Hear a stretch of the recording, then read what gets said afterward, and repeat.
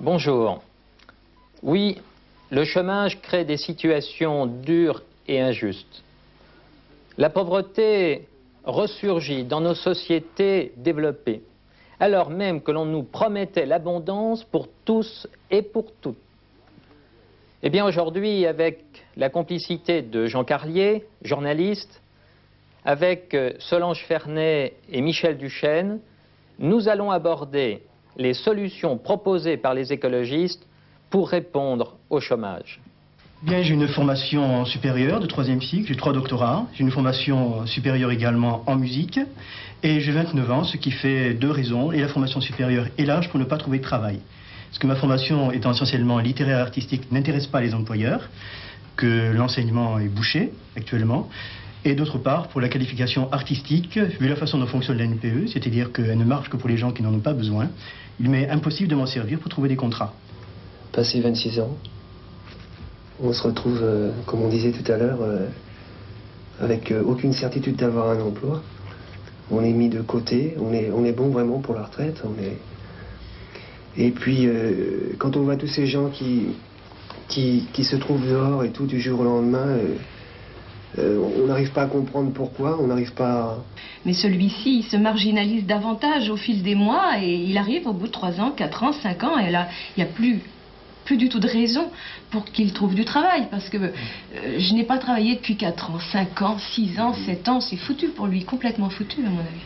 Donc on voit la situation paradoxale et la rapidité de la marginalisation. Il suffit de rester pendant quelques mois sans avoir un revenu fixe et on se trouve dans l'impossibilité de se loger et à la rue si on n'a pas de relation finalement. Les gens vous regardent comme ça, ils sont surpris. Vous avez honte de vous-même, vous ne vous sentez pas bien dans votre peau, faut pas croire. D'autre part, nous avons fait un choix sur justement le partage du travail avec Alfred. Nous avons choisi de travailler à temps partiel tous les deux. Moi je suis à mi-temps et Alfred est à 80% et ça permet un équilibre de vie plus agréable et ça permet de faire autre chose en dehors du travail sans être obligé de courir et de tout le temps être sous pression. Et dans l'administration où je travaille précisément, ce passage d'un grand nombre à temps partiel a permis la création de 191 postes d'emploi. Bon, ça paraît important aussi de dire que on peut, dans un certain nombre de professions comme ça, créer sa propre entreprise, que ce soit une association ou une coopérative, etc. Mais malheureusement, l'économie sociale, ce qu'on appelle l'économie sociale, n'est pas du tout aidée. Et je crois qu'il y a un effort à faire énorme dans ce domaine, parce que depuis quelques années, c'est dans l'économie sociale que se crée le plus d'emplois. C'est certain, l'économie sociale devrait être favorisée, c'est sûr, quoi. Enfin voilà le problème, hélas, bien posé, et non plus seulement par ceux qui l'observent confortablement, mais par ceux qui le vivent, et douloureusement, et qui parfois y apportent des solutions, vous avez remarqué. Une parenthèse ici, parce que nous allons parler des exclus, les écologistes ont certainement eu le tort d'avoir raison trop tôt. C'est ainsi qu'en 1979, dans la liste Europe Écologie, il y avait déjà 4 candidats qui étaient les représentants de l'association Aide à toute détresse Carmonde. Donc nous n'avons pas attendu 1983 pour découvrir les nouveaux pauvres. Alors ces nouveaux pauvres, ces exclus, Michel Duchesne, où en sont-ils maintenant? Oui, effectivement, ils ne sont pas nouveaux, ils sont de plus en plus nombreux. Et les écologistes qui défendent l'environnement, mais qui aussi travaillent dans le social, dans les communes, dans les municipalités, sont très très souvent confrontés à l'exclusion, à des familles qui n'arrivent plus à nourrir leurs enfants, à des familles qui n'arrivent plus à payer leur loyer. Et ça nous est insupportable. C'est pourquoi les écologistes travaillent en collaboration bien souvent avec les travailleurs sociaux et essayent de créer des structures d'aide. C'est par exemple à Angoulême une maison de chômeurs qui non seulement sert des milliers de repas, mais qui aide les chômeurs à être plus autonomes, qui les aide à chercher un emploi. Et ça, c'est une pratique des écologistes. C'est une pratique locale, c'est une pratique peut-être au coup à coup. Les écologistes ont aussi des propositions plus globales. À condition qu'on vote pour eux dimanche prochain. J'espère. Solange Ferney, parmi les exclus, il y a ceux qu'on appelle un peu de façon provocante les mal formés. Oui, je pense que vous voulez parler de l'éducation, de la formation, qui est une chose absolument essentielle. Pour que des personnes puissent trouver du travail, il faut qu'ils aient une formation large, qui ne touche pas seulement le côté intellectuel, qui fasse appel aux capacités manuelles et qui leur permette au cours de leur vie de changer une fois, deux fois, trois fois de travail de façon aisée et sans difficulté. Mais au-delà de cette formation que nous souhaitons permanente, comme dans beaucoup d'autres pays, il y a tout le problème beaucoup plus en amont de l'éducation des enfants. L'enfant qui vient à l'école arrive avec une grande capacité de curiosité, d'activité, de créativité, d'éveil sur l'extérieur, et l'école doit lui permettre de développer ses capacités et également de développer cette solidarité qui est si chère aux écologistes.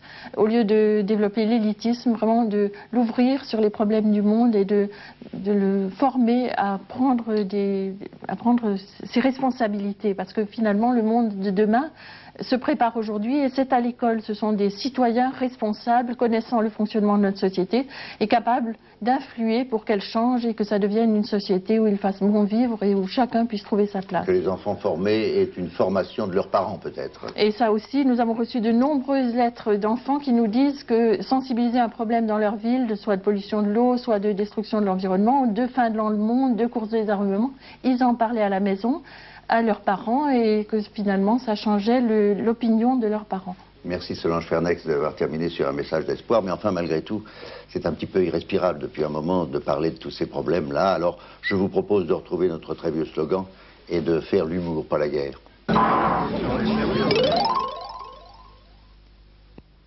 J'ai mal dormi cette nuit. J'ai fait un cauchemar épouvantable. C'était horrible. J'étais, je sais pas où. Il m'arrivait, je sais pas quoi. C'était en, je sais pas quand, mais vers l'an 3000. On n'était plus qu'une bande de quelques écologistes sur la Terre et on voulait nous exterminer. Pourquoi? Ça, je me souviens plus, mais ça me reviendra. Oui, je sais, dans la réalité aussi, on n'est que quelques écologistes, surtout en France. Mais c'est un cauchemar. Ils nous supprimaient un à un, et bientôt, il n'y avait plus que moi. J'étais le dernier écologiste. Non, non, on était deux, bien sûr. Mais oui, dans mon cauchemar, il y avait une voix qui hurlait « Rattrapez la femelle, rattrapez la femelle !» Alors, moi, je la rattrape, la femelle. Oh là, elle était belle. Oh, oh, le canon. Bon, je peux pas m'attarder, hein. On est poursuivis. Soudain, elle s'arrête. Elle saisit un poireau de sa ceinture. Elle avait une ceinture bardée de fruits et légumes. Et elle balance le poireau sur les poursuivants. Attention, c'est une bombe, ça va exploser. Et oui, ils n'avaient pas vu de poireaux depuis des centaines d'années. Ils savaient même plus ce que c'était qu'un légume. Oh, les cons, les cons, les cons. Alors, profitant de la panique, on va se cacher tous les deux dans une forêt d'arbres, en béton. Oui, c'est plus solide, mais c'est un cauchemar. Et soudain, le haut-parleur se met à hurler « Rendez-vous ! Rendez-vous rue de la Paix, ne passez pas par la case départ, ne touchez pas 20 000 francs, ou nous vous abattrons comme des chômeurs. » Oui, dans mon cauchemar, ils avaient résolu le problème du chômage en supprimant les chômeurs.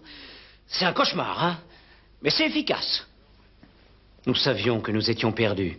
Alors je l'ai prise dans mes bras et je lui ai dit « N'aie pas peur, mon amour. Nous sommes une minorité opprimée. C'est tout. » Et je ne sais pas si c'est la beauté du texte ou ma façon de le dire, mais ça l'a ému. Et hop, on a fait le geste rituel des écologistes, que seul un homme et une femme peuvent pratiquer. Et à ce moment-là, je me suis réveillé. Oh, le cauchemar! Mais au fait, pourquoi ils voulaient exterminer les écologistes? Leur score est beaucoup trop faible pour être dangereux.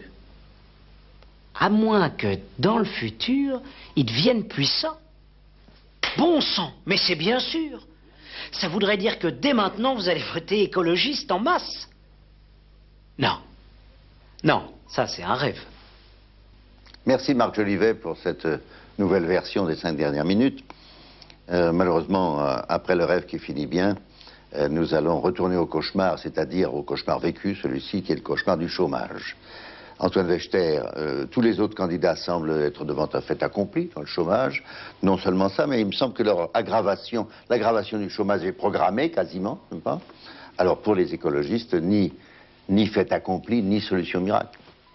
Non, je crois d'abord que la solution miracle n'existe pas. Sinon, tout le monde l'aurait découvert et indiqué.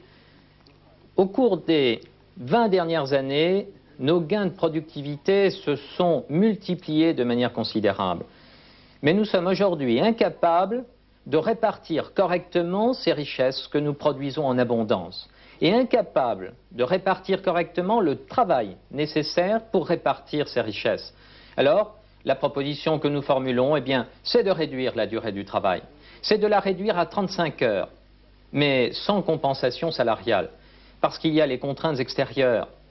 Si nous voulons effectivement partager le travail et les revenus, qui est une démarche de solidarité, eh bien, il faut que nous acceptions que pour une réduction de 10% de la durée du travail, nos salaires se réduisent de cas échéant de 4, de 6 ou de 8%, sauf pour les plus bas revenus, c'est-à-dire pour ceux qui gagnent le SMIC ou une fois et demi le SMIC. Mais tout cela pour nous s'inscrit aussi dans la volonté de développer le temps libre. Car le temps libre, c'est le temps de l'autonomie. C'est la possibilité de produire, chacun, chacune, de produire une partie de ce que nous consommons. C'est-à-dire soit une partie de son alimentation, soit une partie de ses meubles, mais aussi de rendre service. C'est une part de revenu aussi. Gagner 1 heure de liberté chaque jour ou 1 année de liberté tous les 10 ans, eh bien, c'est aussi un objectif souhaitable. Revenu social garanti?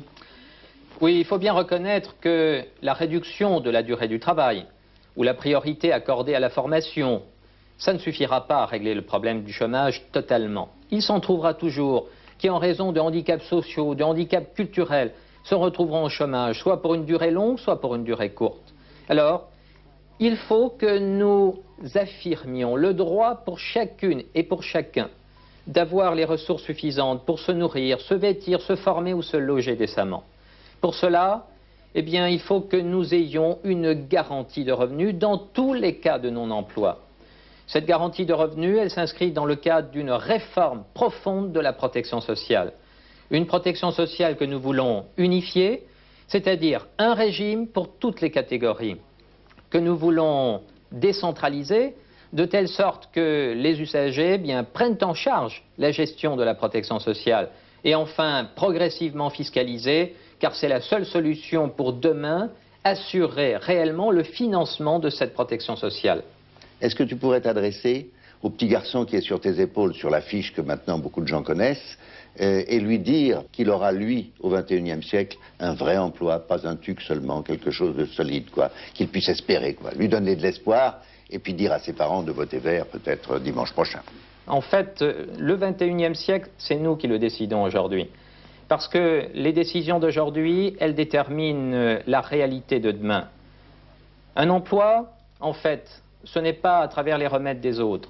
C'est en développant la solidarité, c'est-à-dire le partage du travail et des revenus. C'est à travers une formation qui nous permet d'être des acteurs dans cette vie sociale. Mais c'est aussi en réorientant les investissements publics. Une société écologique, celle qui développe une agriculture de qualité, qui réhabilite l'habitat rural, celle qui crée des emplois en créant des crèches ou en maintenant les personnes âgées chez elles. Tout cela, en réalité, ce sont des emplois utiles, mais qui font monter notre bonheur intérieur brut. Le 24 avril, c'est à ce moment-là, en effet, que vous choisirez votre avenir. Et si, le 24 avril, vous ne faites pas ce choix, soyez assurés que le 8 mai, le vote n'aura aucune signification.